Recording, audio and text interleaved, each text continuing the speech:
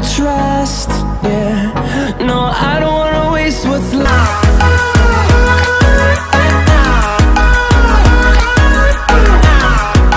We speak about marriage is about two different sex and two people that get married and decide to commit each other together for life. That's why we do that vow and say, I will be to you, I will love you, I will remain with you from now and forever until I die. So now I was asking myself a question. Many people are getting married, but still we are seeing people getting divorced. So why are those people getting divorced? Okay. So I've realized that first of all, the first ever divorce in the world happened in the year 1643, and that happened between Anne and Dennis Clark. And what was the reason of their breakup? It was because of unfaithfulness. Oh, I say, okay, so the first ever divorce happened because of unfaithfulness. So I've decided to check out what is happening really. So I've realized that, for example, in US, out of 100% of couples that get married, 50% ends up in divorce.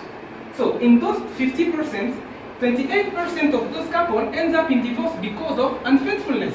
So I said, so there is a problem with unfaithfulness. So this is the moment where the question comes. Where does faithfulness start in your marriage?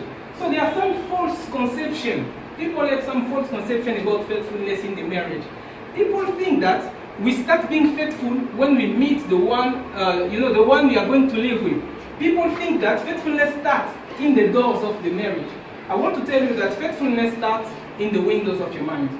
Faithfulness starts long back, even before you meet your life partner.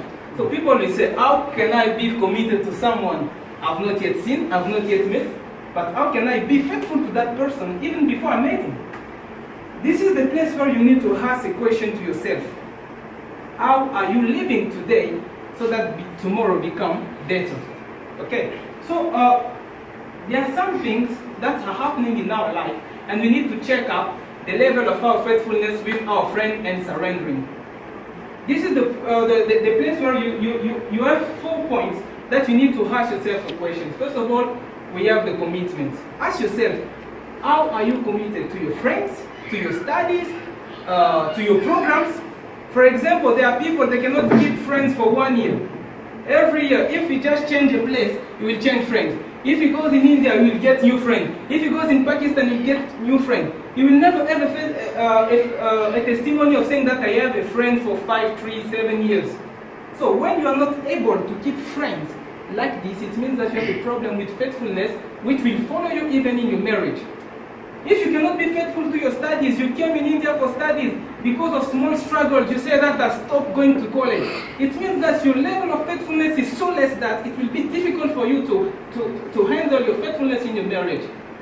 For example, with your programs, when you say that every Thursday I will be in the English club, and you cannot keep being faithful coming, it means that you have a problem in faithfulness, and it will be difficult for you even to be faithful in your marriage. That's true. Yeah. Another thing is about ability to resist when you have when temptations come before you. So if you are not able to resist when temptation comes, it means that you have a problem in faithfulness in your marriage. So there are people, for example, you say, this is exam time, I will not open my WhatsApp, I will only read.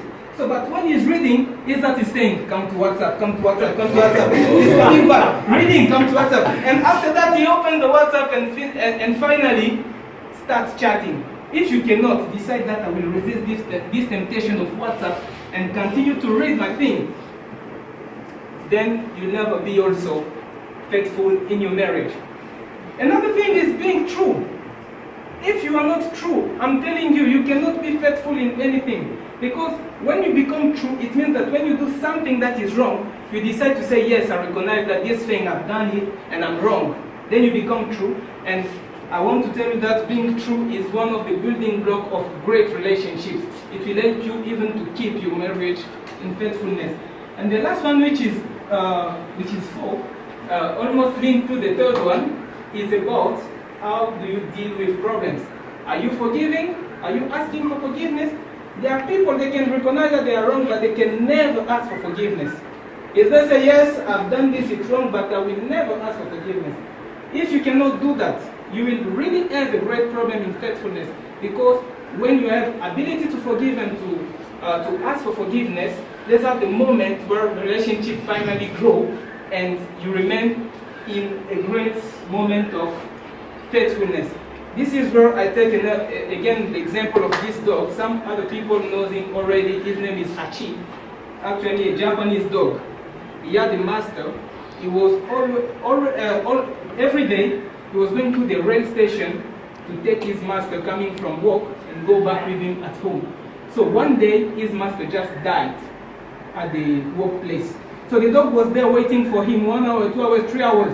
His master was not coming. He remained there as a faithful dog, waiting for him. He was already dead. So he was there days after days. After some time, the daughter of this doctor came even to take back the dog and said, okay, let's go home. The dog refused to remain at home and decided to go back to the rail station waiting for his master. He has done it for 10 years, day after day, 360 days a year. He was there to the rail station waiting for his master to come back, who never came back until he died. This is a great example of faithfulness. So what do I want you to remember from my topic today? I have read a great book. In that book it is said, be faithful in small things, and only then you can be faithful in greater things. So if you are not faithful in small things, you will never be also faithful in great things. So today I'm taking the marriage as something great that you are going to get one day. And I'm taking the small things, like the commitment to your friends, like being true, like the ability to forgive and ask for forgiveness. So unless you become faithful to the smaller things today, you will never be faithful in greater things. Today we have the example of marriage, because many cases of broke up in marriage was because of unfaithfulness. But there are things like a great contract that you are going to sign. There are things like, the work that you are going to do. These are the great things. If you cannot be faithful today in smaller things, tomorrow faithfulness will never come to you. Thank you so much.